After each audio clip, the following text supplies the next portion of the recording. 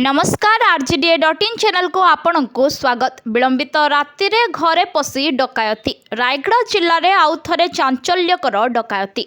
अंबादला थाना अधीन हाट दहीखाल ग्राम रे जड़े व्यवसायी घर को लक्ष्य करी मध्यरात्रि रे डकायत माने आक्रमण करिसेंती। परिवार को भयभीत करी लक्षाधिक टंका और सुना अलंकार लुटि नहीं सूचना मिली। विलंबित राति रे हाट दहीखाल ग्रामर व्यवसायी अजित साहुकार घर को प्राय 6 जन डकायत घर भितर पशिथिले। मुहरे मास्क और हाथ में ग्लोव्स पिंधि डकायत माने प्रथमे घरर ग्रिल भांगी भितर को पशिथिले। परे परिवार सदस्यों को बेकरे काती लगाई भयभीत करथिले। जीवन रे मारिदेबु बोली धमक देई गडरेज भांगी सुना अलंकार और लक्षाधिक टंका लुटि नेथिले। घटना परे समग्र अंचल में भयर परिस्थिति सृष्टि होईछि।